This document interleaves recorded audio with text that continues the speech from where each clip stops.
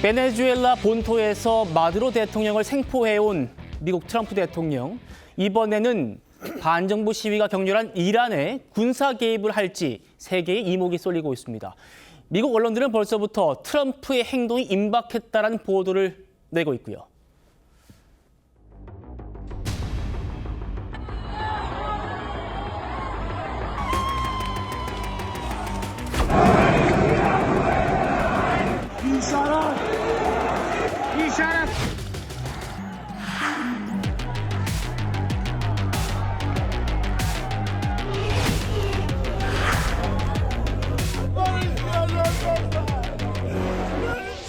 Well, if they do that, we'll consider things targets that they wouldn't believe.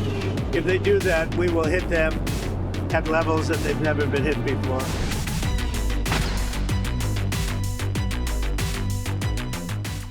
자, 지금 이란은 지옥이나 다름없다라는 말까지 나옵니다. 미국과 적대 관계죠. 이란에서 지금 2주째 반정부 시위가 이어지고 있는데 그동안 최소 500명, 많게는 2,000명이 사망했을 거다라는 얘기까지 나오고 있는 그 상황입니다.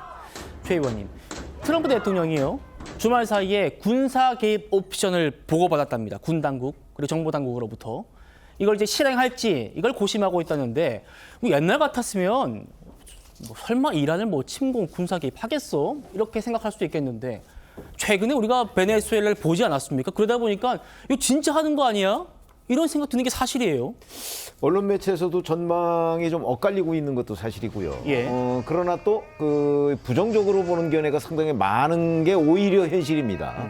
이제 베네수엘라와 이란이 다르다는 거죠. 뭐 국가 규모나 이런 것도 다르고 또 물리적인 위치, 이란과 베네수엘라는 굉장히 큰 차이가 있는데 그런 것들은 결국은 그 러시아와의 연관성 뭐 이런 것들도 좀 차이가 있거든요. 예. 이란이야 뭐 잘 아시다시피 러시아하고 굉장히 가까이 있는 나라고요.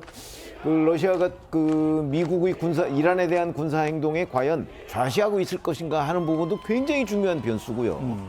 더군다나 또 그 이스라엘과 이란 관계가 그 사실 굉장히 좋지 않습니다. 그렇죠. 그래서 미국의 의지와 무관하게 이스라엘이 뭔가 그 선제적인 조치를 취할 가능성도 또 미국이 군사적 옵션을 선택하는데 굉장히 중요한 변수인 거는 틀림없고요. 예. 그래서 제가 보기에는 뭐 저희가 아직 상세하게 뭘 이렇게 단정적으로 얘기할 수는 없는 상황이지만 아마 이란에 대한 군사 개입은 물론 옵션 중에 하나는 충분히 있을 수 있지만 현실적으로 취하기가 굉장히 어렵고 오히려 반정부 시위를 좀 부추기는 쪽으로 그 미국이 비군사적 조치를 취할 가능성에 저는 오히려 무게중심을 두고 있습니다. 예, 트럼프 대통령 그런데요. 조금 전에 자신의 SNS에 이런 합성 사진을 올렸습니다. 2026년 1월에 베네수엘라 임시 대통령이 된다라고 합성한 그런 이미지를 올렸어요. 지금 베네수엘라 임시 대통령은 있죠. 원래 부통령이 맡고 있는데 말입니다. 그리고 조금 전에 이란의 최고 지도자 하메네이는 이 트럼프 대통령을 무너지는 석관으로 그린 또 사파를 게시하고 있었습니다. 박원석 의원님, 네. 어떻게 보십니까? 이거 지금 이란에 미국 개입할 걸로 보십니까? 근데 이제 개입의 방법이나 그 층위가 여러 개가 있는데요. 베네수엘라의 경우처럼 직접 최고 지도자를 연행하거나 혹은 최고 지도자를 암살하는 이른바 참수작전이라고 하죠. 그런 형태의 군사적 개입에는 부담이 많이 따르는 게 사실입니다. 앞서 이제 최병목 의원님께서 설명을 해주셨듯이 이제 이란과 베네수엘라가 여러 면에서 좀 다르고요. 그리고 이란 같은 경우에는 러시아의 지원을 받는 것도 있지만 이게 이제 시아파 맹주 국가입니다. 저게 중동의 연쇄적인 반응을 일으킬 수도 있어요. 때문에 그런 것이 미국으로서는 상당히 부담스러울 수가 있습니다. 오히려 미국은 자칫 군사적으로 이스라엘이 미국에 앞질러서 어떤 형태의 도발을 할까, 요걸 조금 걱정할 수도 있을 것 같아요. 네. 그런데 이제 지금 문제는 어쨌든 저 이란의 정치적 불안이 그냥 좌시할 수 없는 상황이라는 거죠. 다만 국제사회가 이거를 절차에 따라서 개입을 해야지 또 미국이 저렇게 일방적으로 개입하면 약간 양비론 비슷하게 국제사회 여론이 형성될 수 있다. 이런 점을 우려하고요. 예. 그래서 저는 미국이 개입을 하더라도 다른 형태의 개입, 조금은 우회적이고 조금은 이제 돌아가는 그런 개입을 할 가능성이 높다 이렇게 보입니다.